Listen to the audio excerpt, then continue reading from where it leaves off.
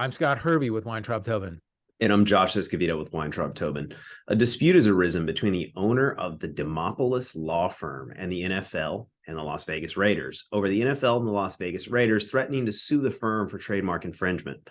That's what we'll be discussing on this installment of the briefing by the IP Law Blog.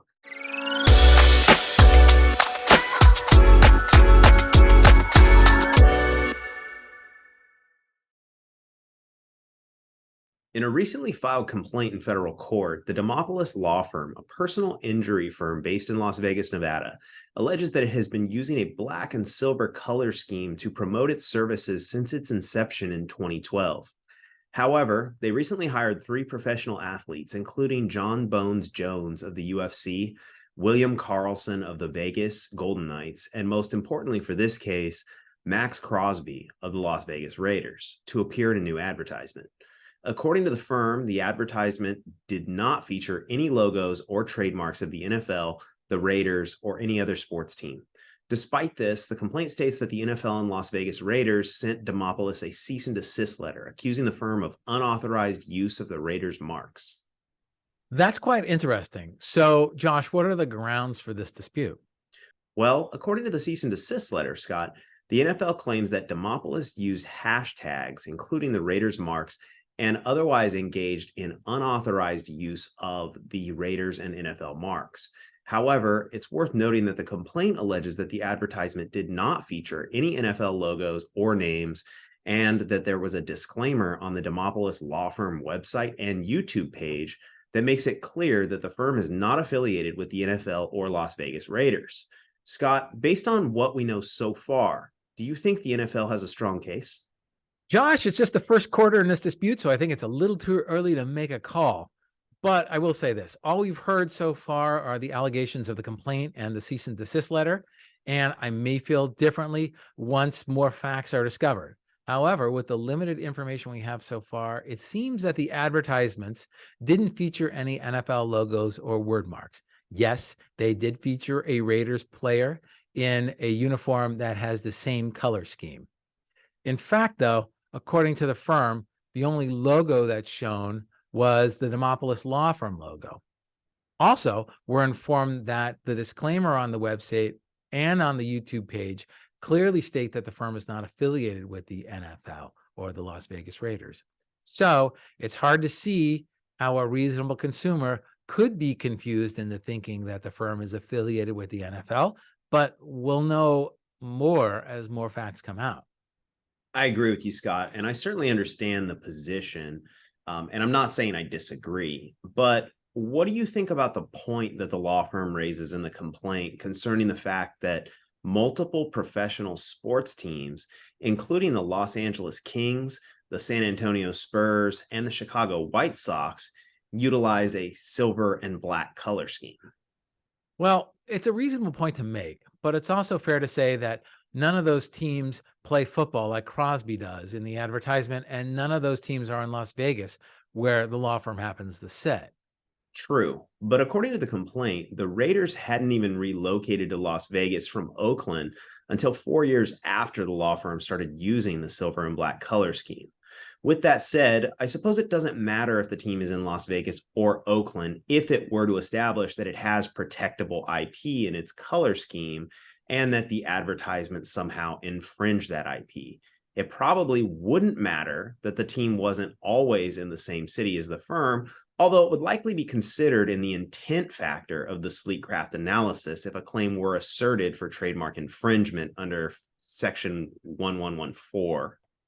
That's right, Josh. I will say that a quick search of the USPTO revealed that the Raiders Football Club does have a pending application for a mark that consists of the color combination of white, silver, and black as applied to a football jersey and pants.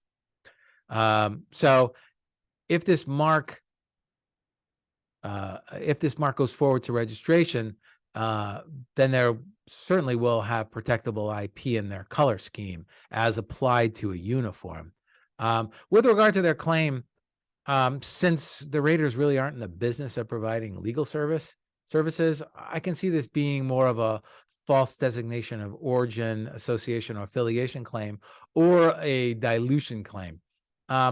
It's really unlikely that there would be consumer confusion in that the consumers reasonably believe that the raters are providing legal services. But I could see a feasible claim that a consumer would believe that the raters are affiliated or associated with or otherwise endorse the law firm as a result of the law firm's advertisements. It really comes down to whether or not this application goes forward to registration, and if it doesn't, if the raters can prove that they have common law trademark rights in the color scheme as applied to football jerseys. Right. I mean, that is a fair point. You mentioned the common law trademark aspect, and presumably the raters would have protectable common law rights, assuming that you can establish that your color scheme is protectable IP with respect to a football uniform. The Raiders have been wearing silver and black since the inception of the team. So that's an interesting point, Scott. But what about the hashtag claim?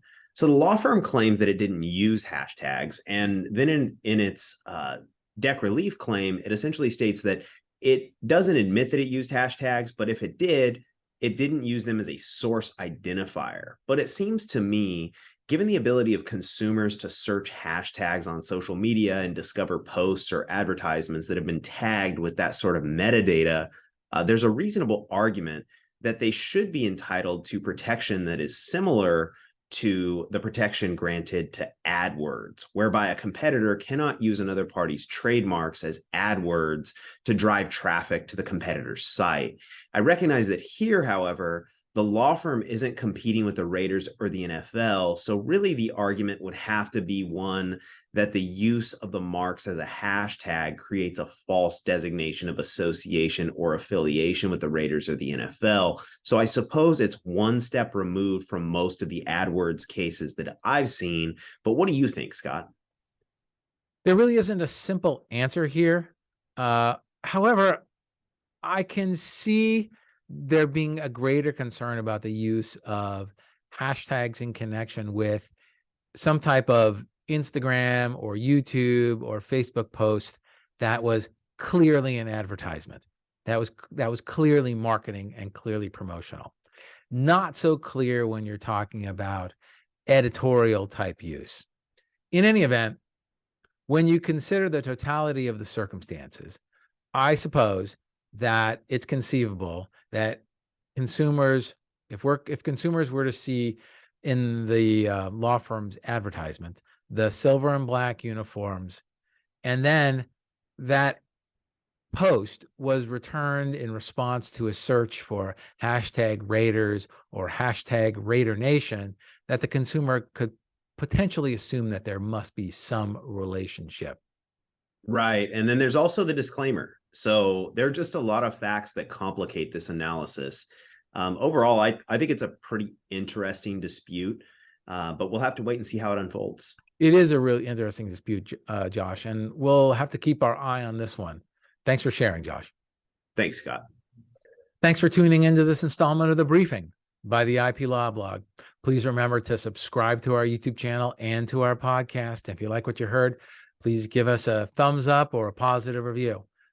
Also, if you're interested in more content like this, well, we have over 100 episodes for you to listen to or watch, and you can also visit us at theiplawblog.com.